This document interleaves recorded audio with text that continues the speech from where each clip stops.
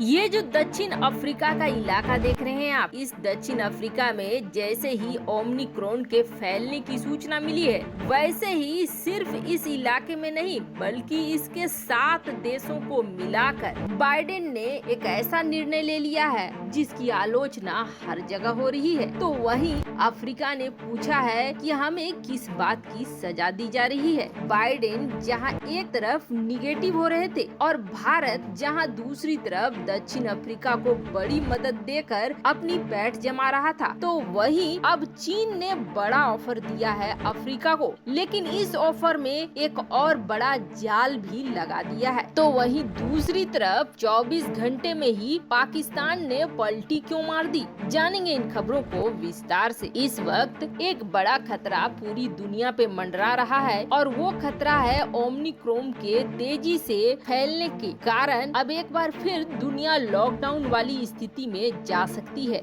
Delta जिस तरीके से घातक रहा है, उसके बाद ओमिक्रॉन के आने के बाद ये चीजें और भी ज्यादा बढ़ती हुई नजर आ रही है कि भविष्य लॉकडाउन की तरफ है। लेकिन दक्षिण अफ्रीका का आप ये कहें कि अच्छी बात ये रही है कि दक्षिण अफ्रीका में जैसे ही ये म्यूटेंट ओमिक्रॉन मिला, इन्होंने दुनिया को सूचित कर दिया। लेकिन दुनिया को जैसे ही इस चीज की खबर लगी कि इस तरह का कोई वेरिएंट फैल रहा है, तो वैसे ही दक्षिण अफ्रीका पर न सिर्फ ट्रेवल बैन लगाना शुरू कर दिया, बल्कि इसके साथ जो 7 देश हैं उन पर भी लगाना शुरू कर दिया। अब यहाँ पूरी तरीके से इसे अलग थलग करने की कोशिश की जा रही है। दक्षिण अफ्रीका के अधिकतर देश पहले से गरीब हैं। ऐसे में ट्रेवल बैन लगाने का मतलब है उनका टूरिज्म वगैरह बिल्कुल चौपट कर देना। पर ये बात भी सही है कि दुनिया डर रही है कि कहीं उनके देश में ना आ जाए। अब सबसे बड़ी बात ये देखिए, जब ट्रम्प ने इस तरह का ट्रेवल बैन लगाया था, तब यही बाइडेन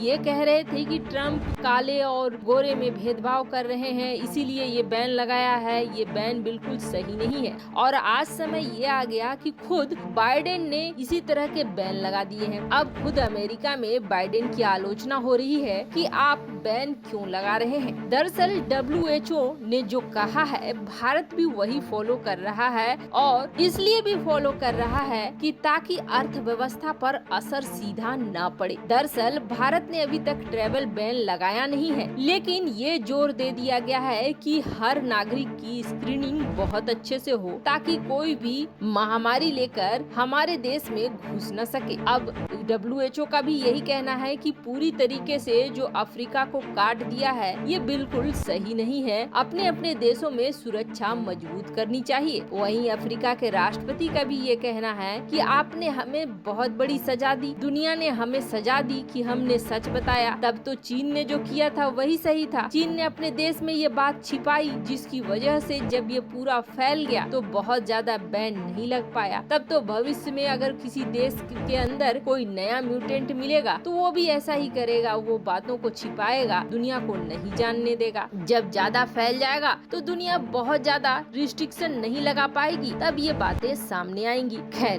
दक्षिण अफ्रीका की जो ये हालत थी, इसे देखते हुए भारत ने ऑफर किया था कि हम आपको $250 मिलियन की लाइन ऑफ क्रेडिट देंगे, यानी वो कर्जा जिसके बल पे आप हमसे वैक्सीन खरीद सकते हो और इस वैक्सीन का इस्तेमाल कर सकते हो इस महामारी के समय। वैसे भारत ने बनिए वाला दिमाग लगाया था, लेकिन अमेरिका और भारत जिस तरीके से अफ्रीका में अपनी बढ़त बना रहे हैं, उसे देखकर चीन को लग रहा है कि कैसे इसकी तोड़ निकाली जाए। लेकिन यहाँ पर भी चीन अपनी चालबाजी से बाज नहीं आ रहा है। दरअसल जिनपिंग ने ये घोषणा कर दी है कि हम दक्षिण अफ्रीका के कई नेताओं के कर्ज माफ कर देंगे, साथ ही साथ $1 अरब हम 1 अरब वैक्सीन हम देंगे। लेकिन इसमें से 60% जो होगा वो दान होगा और बाकी का 40% के लिए आपको पेमेंट करनी होगी। अब दक्षिण अफ्रीका के पास कोई ऑप्शन नहीं बचा है। वैसे तो अमेरिका भी टीके डोनेट कर रहा है, भारत भी टीके डोनेट कर रहा है, लेकिन इस वक्त चीन बड़ा ऑफर दे रहा है, पर इस ऑफर का कोई फायदा भी नहीं होने वाला है। जहाँ जहाँ चीनी टीके लगे हैं वहाँ वहाँ रूपरेखा देखने को मिल चुकी है कि कोई खास फायदा नहीं हुआ है। यूएई हो या फिर दक्षिण अफ्रीका के ही कई देश क्यों न हो, वहाँ पर ये फैले हैं। इस वजह से यहाँ सिर्फ अपनी खपत बढ़ाकर दक्षिण अफ्रीका के साथ अपने रिश्तों को सही करना चाहता है चीन। अमेरिका और भारत की जो धीरे धीरे दक्षिण अफ्रीका में एंट्री हो रही है उसे बाहर करना चाहता है। तो वहीं दूसरी तरफ पाकिस्तान की एक हरकत अब पाकिस्तान के अंदर ही बवाल लेकर आ रही है। भारत और अफगानिस्तान, जब अफगानिस्तान में लोकतांत्रिक सरकार थी तब व्यापार के लिए रास्ता इस्तेमाल करते थे चाबहार पोर्ट का। चाबहार पोर्ट के जरिए भारत माल भेजता था अफगानिस्तान और अफगानिस्तान से भी जो माल आता था वो इसी पोर्ट के जरिए भारत आता था। पर भारत ने इस बार अंतर्राष्ट्रीय स्तर को दिखलाया कि पाकिस्तान आखिर चीज क्या है और उसके लिए भारत ने ये साफ किया कि हम अफगानिस्तान को मदद पहुंचाना चाहते हैं। 50,000 मीट्रिक टन हम गेहूं भी भेजना चाहते हैं, वो भी बिल्कुल फ्री। लेकिन हम चाहते हैं कि हमें सहूलियत होगी और हमारा कॉस्ट कम पड़ेगा अगर हम पाकिस्तान से होते हुए ट्रकों से लाद कर इसे अफगानिस्तान तक पहुंचाएं। एक तो 7 अक्टूबर को भारत ने रिक्वेस्ट भेजी और आधिकारिक तौर पर पाकिस्तान की तरफ से जवाब आया 24 नवंबर को,